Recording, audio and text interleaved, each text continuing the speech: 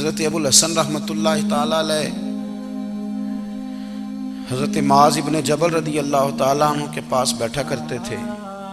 فرماتے ہیں ان سے جو پیار بڑھا تو پھر میرا مصلی سے بھی بڑھ گیا. تابعی ہیں. فرماتے ہیں صحابی رسول سے محبت ہوئی تو ذکر سے بھی ہو گئی, پھر درود شریف سے بھی ہو گئی.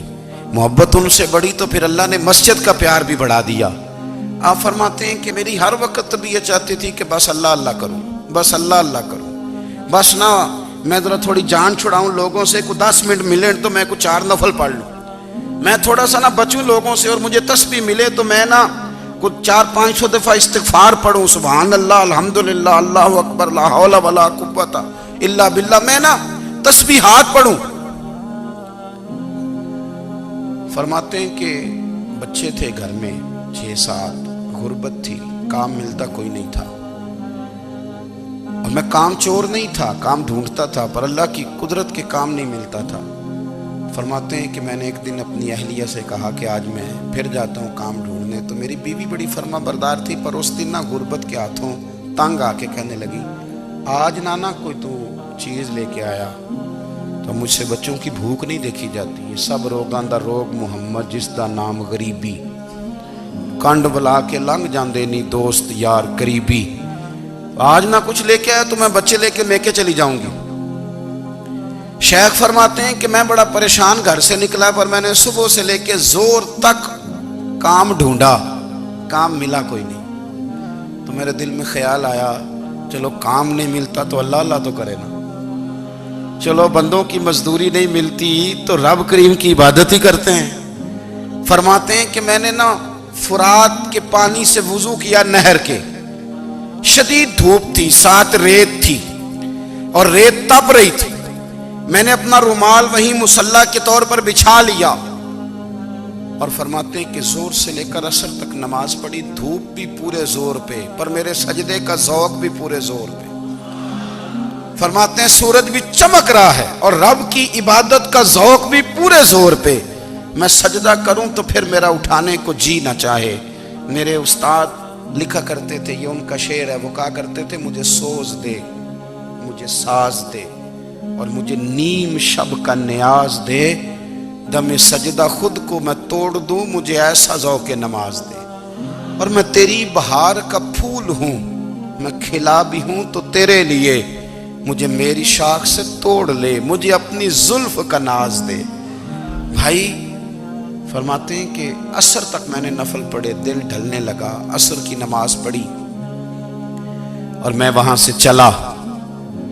اب میں جب نکلنے لگا تو دل میں خیال آیا کہ چھوٹی چھوٹی دیواریں ہیں گھر کی, بغیر کچھ لیے جاؤں گا تو بیوی دور سے دیکھے گی تو شور کرے گی کہ پھر خالی ہاتھ آ گیا ہے. کہتے میں نے اپنی اسی رومال میں جس پہ میں نے نماز پڑھی تھی نا, رومال میں کیا کی دے پنجابی جو صافہ کہتے ہیں, اسی میں نا میں نے کچھ ریت بھر لی کہ وہ دور سے دیکھے گی تو سمجھے گی کچھ لے کے آیا ہے.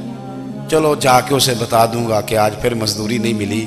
کہتے ہیں وہ ریت لے کر جب میں گھر میں گیا تو پہلے بیوی دروازے پہ کھڑی ہوتی تھی, پوچھتی تھی خالی ہاتھ آ گئے ہو؟ آج میں نے دیکھا تو ہے ہی کوئی نہیں.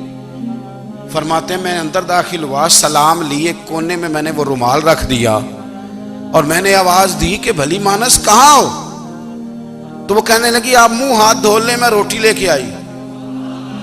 میں نے کہا روٹی کہاں سے آ گئی؟ یہاں تو کئی دنوں کے فاقے, تو کئی دنوں کی غربت ہے, یہاں تو اس گھر میں تو فقیری ہے.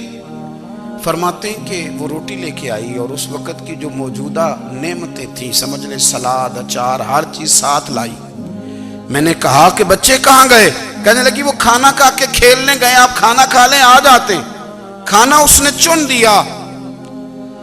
میں نے حیرت انگیز لہجے میں ساری نعمتیں اپنے دسترخوان پہ دیکھ کر کے بیوی سے پوچھا یہ کہاں سے آیا کھانا؟ بچوں کو تو نے کہاں سے کھانا کھلایا؟ یہ سارا کچھ کیسا ہے؟ کہنے لگی پتہ نہیں آج آپ کس کریم کی مزدوری کرنے چلے گئے تھے, پتہ نہیں کس کریم کی. میرے گھر میں تو اتنی نعمتیں آئی ہیں کہ مجھ سے سنبھالی نہیں جا رہی, اتنا اناج ہے, اتنا گندم ہے, کس کریم کے دروازے آج چلے گئے تھے؟